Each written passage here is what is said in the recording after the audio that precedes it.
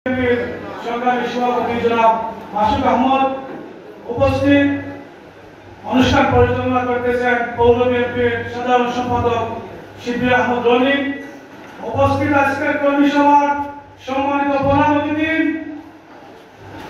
সিলেট ৫ জকিগঞ্জ খানাইঘাট আসনের কৃতি সন্তান সাবেক ছাত্র নেতা সংযুক্ত আরব আমিরাত বিএনপির সাবেক সফল সভাপতি বর্তমান আহ্বায়ক দেশনেত্রী বেগম খালেদা জিয়ার স্নেহভাজন দেশনায়ক তারেক রহমানের অত্যন্ত আস্থাভাজন জননেতা জনাব জাকির হোসেন।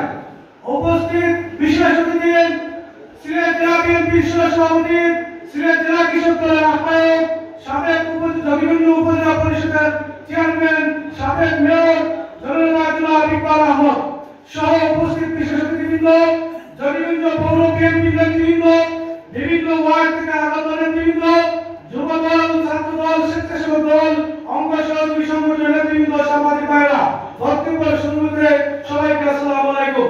সম্মানিত উপস্থিতি, এখানে কর্মী সভার আয়োজন করা হয়েছে। আপনারা ইতিমধ্যে অনেক বক্তার বক্তব্য শুনেছেন। আমি দু একটি কথা বলে আমার বক্তব্য সংক্ষিপ্ত করব। আজকে জকিগঞ্জ পৌরসভা বিএনপি কর্মী সভা করে দেখিয়ে দিয়েছেন জকিগঞ্জে এবং খানাইঘাটের তথা সিলেট ৫ আসনে আজকে বিএনপি ঐক্যবদ্ধ। এই ঐক্যবদ্ধের পিছনে আমাদের নেতা যিনাকে আমরা পেয়েছি অতিথি পাখির মতন, যিনি দীর্ঘ 15 বছর আওয়ামী নির্বাচিত প্রবাসী ছিলেন, উনি দেশে আসতে পারেন নাই। আপনারা জানেন স্বৈরাচারী শেখ হাসিনার অত্যাচার, নির্যাতন, জুলুম সহ্য করে বিএনপি পার্টির চেয়ারম্যান দেশনায়ক তারেক রহমানের সাথে আন্তর্জাতিকভাবে কাজ করে গেছেন বাংলাদেশ জাতীয়তাবাদী দলের জন্য। যে কয়েকজন বিএনপি ভারপ্রাপ্ত চেয়ারম্যান তারেক রহমানের আশেপাশের ঘনিষ্ঠজন, তাদের মধ্যে উনি হলেন অন্যতম একজন।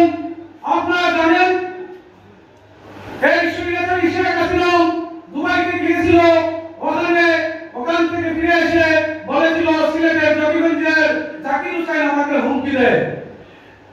এই স্বৈরাচারী শেখ হাসিনার আতঙ্ক ছিলেন উনি জনতা জনাব জাকির হোসেন। আজকে ওনার স্বদেশ আগমন হয়েছে, ভারপ্রাপ্ত চেয়ারম্যান দেশনায়ক তারেক রহমান ওনাকে নির্দেশ দিয়েছেন, দেশে পাঠিয়েছেন সিলেট ৫ জকিগঞ্জ খানাইঘাট আসনের বিএনপিকে ঐক্যবদ্ধ করার জন্য, সুসংগঠিত করার জন্য।